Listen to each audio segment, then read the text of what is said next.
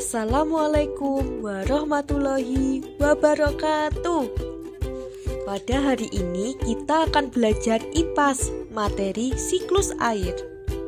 Adapun capaian dalam pembelajaran IPA ini yaitu siswa dapat mendeskripsikan terjadinya siklus air dan kaitannya dengan upaya menjaga ketersediaan air.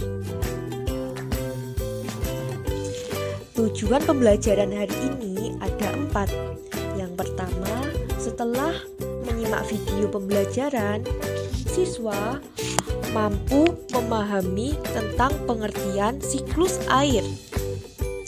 Yang kedua, setelah menyimak video pembelajaran, siswa mampu mengidentifikasi 5 urutan siklus air secara tepat. Yang ketiga, setelah menyimak video pembelajaran, siswa mampu menyebutkan jenis-jenis siklus air.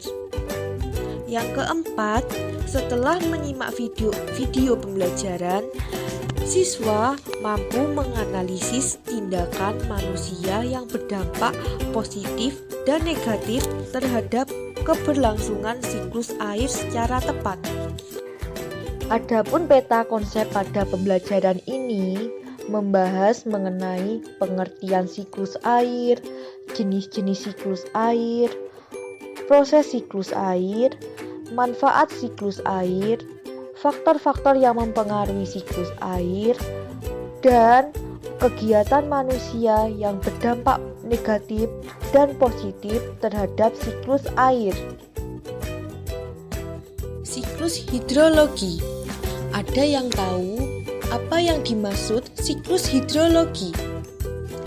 Tahukah kamu bahwa siklus hidrologi atau yang biasa disebut siklus air merupakan sirkulasi air yang tidak pernah berhenti dari atmosfer ke bumi dan kembali ke atmosfer melalui kondensasi, presipitasi, evaporasi, dan transpirasi. Tetapi pada saat presipitasi ini akan mengalami 2 peristiwa, yaitu sebagian diterima atau diserap ke dalam permukaan tanah dan sebagian lagi dilepaskan kembali ke atmosfer. Adapun jenis siklus air itu ada 3, yaitu siklus pendek, siklus sedang, dan siklus panjang. Yang pertama, siklus pendek. Siklus pendek ini terjadi jika uap air laut mengalami kondensasi di atas laut. Selanjutnya membentuk awan dan jatuh berbagai hujan di laut setempat, dikarenakan terjadinya pemanasan oleh sinar matahari.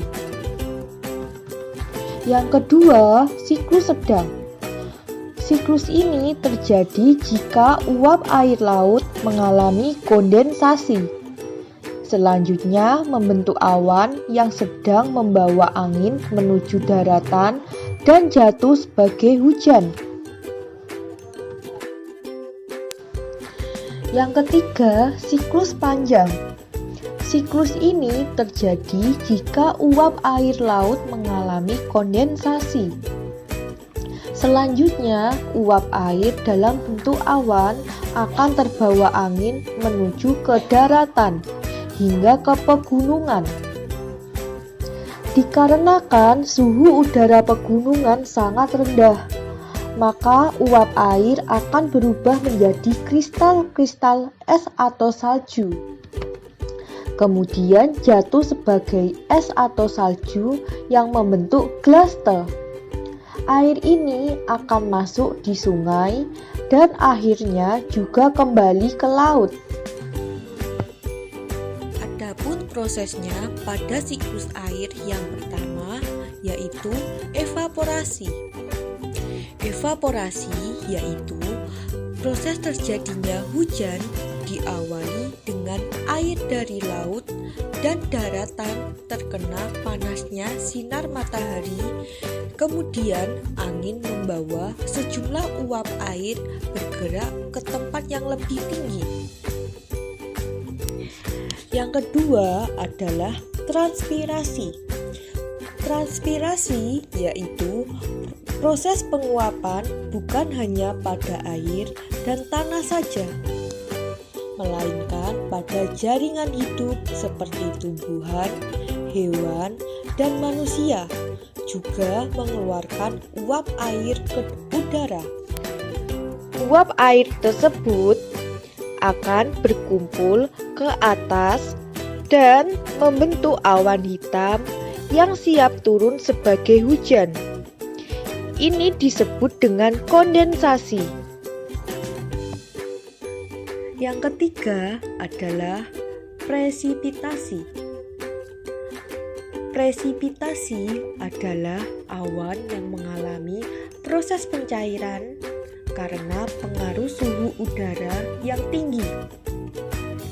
Pada saat inilah terjadi proses hujan, sehingga butiran-butiran air jatuh dan membasahi permukaan bumi.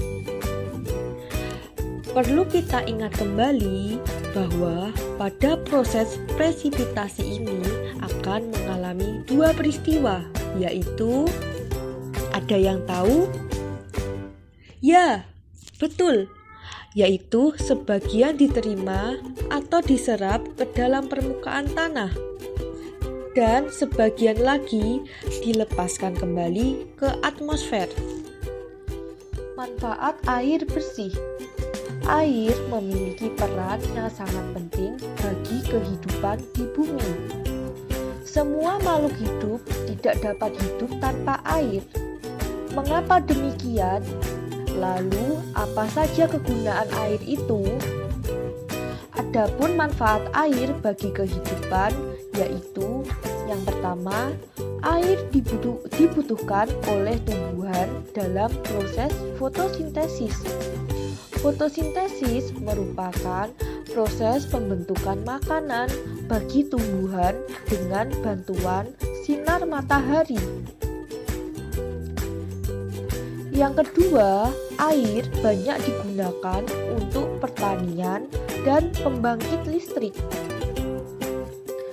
Yang ketiga, manusia juga memerlukan air untuk kegiatan sehari-hari seperti mandi, minum, memasak, dan mencuci.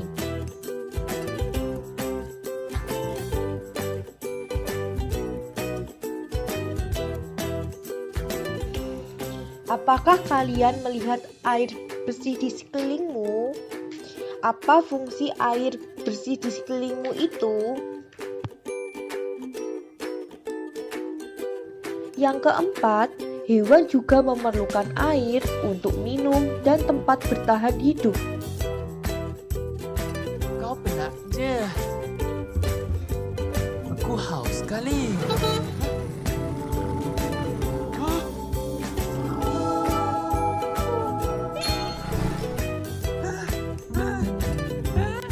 Oleh karena itu, banyak makhluk hidup yang memerlukan air.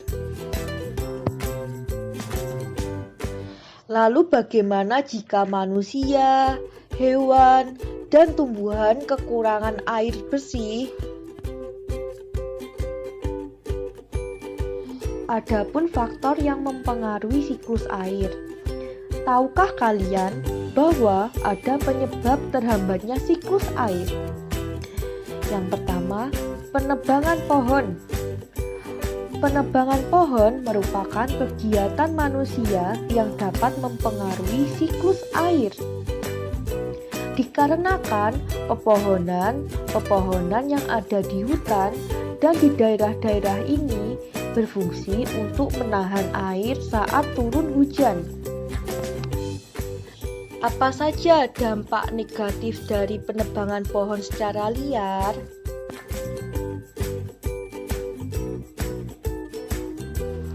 Yang kedua, pencemaran air. Air yang digunakan untuk mandi, mencuci, memasak, dan minum harus bersih. Ciri air kotor itu berwarna, berbau, bahkan berkeruh dapat menyebabkan kita sakit.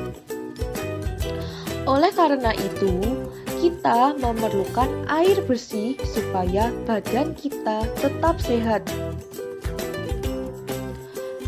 Air kotor ini akan membentuk lapisan di atas permukaan air sehingga menghambat proses evaporasi dan akhirnya mengganggu kehidupan hewan dan tumbuhan yang ada di perairan tersebut.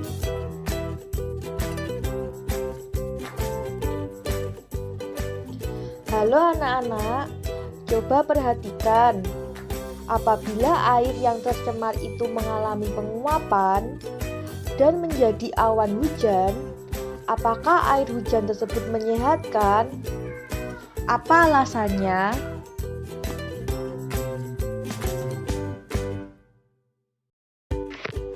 Lalu apa contoh dampak negatif bagi manusia, hewan, dan tumbuhan?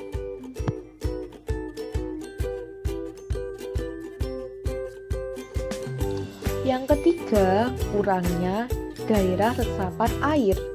Di perkotaan hingga di pedesaan, kini marak pembangunan jalan yang menggunakan aspal atau beton.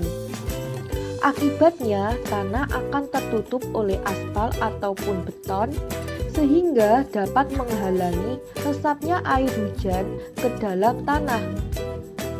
Apabila di daerah resapan air tanahnya semakin kurang, maka cadangan air di bumi akan semakin menipis. Hal itu yang dapat mengakibatkan sungai-sungai dan danau-danau menjadi kering, sehingga penguapan air semakin menurun. Apabila penguapan air semakin menurun, maka pengendapan titik-titik air di awan tentu berkurang, sehingga mengurangi terjadinya hujan.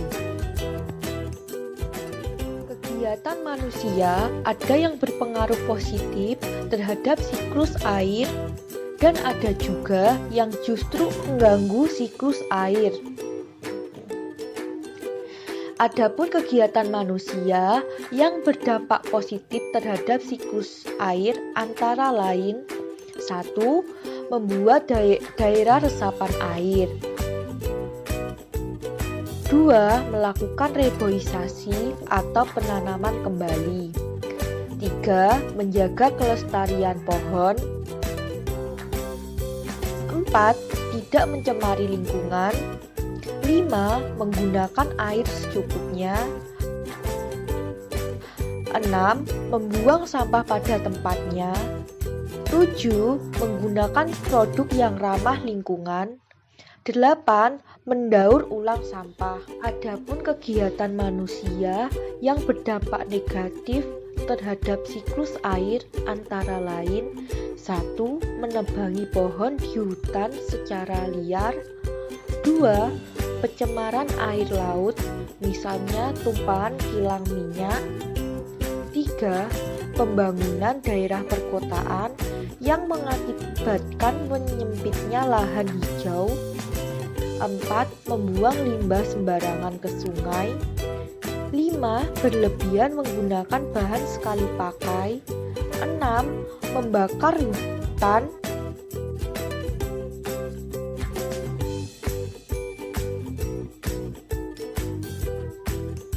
7. Menggunakan zat kimia seperti pestisida yang tidak ramah lingkungan.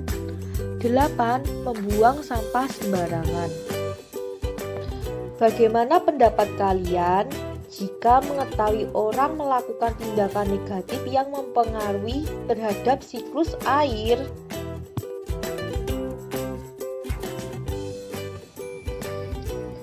Cukup sekian dari pembelajaran ini. Wassalamualaikum warahmatullahi wabarakatuh.